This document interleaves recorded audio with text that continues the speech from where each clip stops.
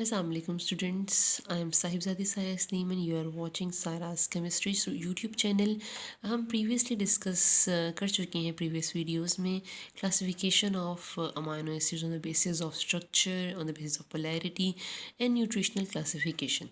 These are all parts of our topic protein. So today we'll discuss classification of amino acids on the basis of metabolic fate. What about metabolic fate? Metabolic fate क्या होती है? metabolic fate मतलब कैसे वो हमारी body में energy देंगे, metabolism होगा, ब्रेक डाउन होगा उनका।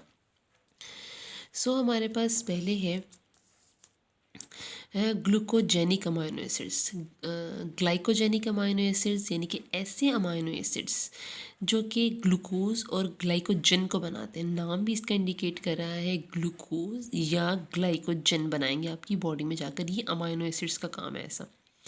उसके बाद हमारे पास एग्जांपल है इनकी alanine, aspartate, glycine and methionine. ये सारे आपकी बॉडी में जाकर क्या बनाएंगे? ग्लूकोज बनाएंगे या ग्लाइकोजन बनाएंगे।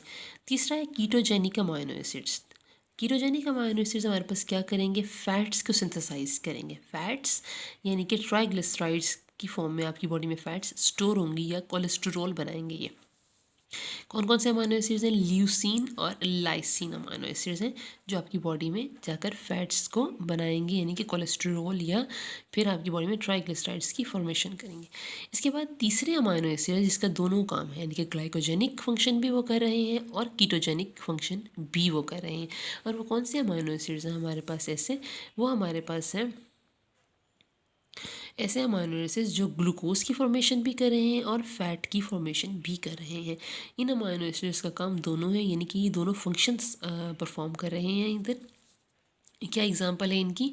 Isoleucine, phenyl alanine, tryptophan, tyrosine. ये हमारे पास वो अमाइनो एसिड्स हैं जो कि आपके पास ग्लूकोज और फैट्स दोनों हमारी बॉडी में बना रहे हैं। इसके बाद हमारे पास आता है स्ट्रक्चर ऑफ प्रोटीन्स। कौन से स्ट्रक्चर ऑफ प्रोटीन्स ऐसे हैं जो आपके प्रोटीन्स की फॉर्मेशन में हेल्प करते हैं? यहाँ पे हमारे पास 4 स्ट्रक्चर्स हैं प्रोटीन्स के, यानी कि 4 स्ट्रक्चर्स ऑफ प्रोटीन्स हैं आपके पास। और ये सारी जितने भी प्रोटीन्स होंगी यानी जो अमाइनो एसिड से मिलकर बनी होंगी वो सारे अल्फ़ा अमाइनो एसिड्स होंगे। अल्फ़ा अमाइनो एसिड्स हमेशा ये वो अमाइनो एसिड्स हैं जो कि आपकी बॉडी में प्रेजेंट होंगे। अमाइनो एसिड्स हमेशा अल्फ़ा की फॉर्म ही प्रेजेंट होंगे, बीटा की फॉर्म में कभी भी प्रेजेंट नहीं होंगे। इसकी 4 फॉर्म्स हैं: primary structure, secondary structure, tertiary structure और क्वाटरनरी स्ट्रक्चर। आइए हम इसको ब्रीफ डिस्क्राइब कर लेते हैं हर स्ट्रक्चर का। पहला है हमारे पास प्राइमरी स्ट्रक्चर। प्राइमरी का नेम इंडिकेट कर रहा है कि ये प्राइमरी है, पहला है। पहला स्ट्रक्चर में क्या होगा आपके पास? लीनियर सीक्वेंस बनाएंगे अमाइनो एसिड्स का which form the backbone of proteins. आपने देखा होगा कि अमाइनो एसिड्स के स्ट्रक्चर में पहले आप एक स्ट्रक्चर बनाते हैं पूरा, उसके बाद उसकी आप डिफरेंट बॉन्ड्स को फॉर्मेशन करते हैं या उसकी ट्विस्टिंग कराते हैं या फिर उसका 3 डायमेंशनल स्ट्रक्चर बनाते हैं। तो जो पहली बैकबोन बनेगी, पहली उसकी एक ओरिजिनेशन होगा, वो प्राइमरी स्ट्रक्चर कहलाएगा। सेकेंडरी स्ट्रक्चर क्या होता है? Twisting of primary structure. अब आपके पास प्राइमरी स्ट्रक्चर आ गया था, उसकी ट्विस्टिंग कर देना, उसको फोल्ड कर देना, बीटा प्लेटेड शीट्स में कन्वर्ट कर देना या अल्फा हेलिक्स में कन्वर्ट कर देना। तो हम उसे क्या कहते हैं? हम उसे ट्विस्टिंग ऑफ प्राइमरी स्ट्रक्चर कहते हैं। कॉर्डनिंग स्पेशियल अरेंजमेंट यानी कि स्पेशियल अरेंजमेंट में होगा ये सब। अच्छा जी, टर्शियरी स्ट्रक्चर। टर्शियरी स्ट्रक्चर हमारे पास क्या है? ट्विस्ट सेकेंडरी स्ट्रक्चर का 3 डायमेंशनल में ट्विस्ट हो जाना, टर्न हो जाना, फॉर्म हो जाना।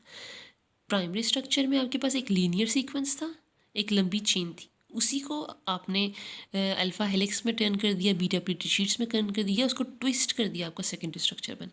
उसी ट्विस्ट सेकेंडरी स्ट्रक्चर को आपने 3D बना देना है, 3 डायमेंशनल में कन्वर्ट कर देना, ये हमारा टर्शियरी स्ट्रक्चर बन जाएगा।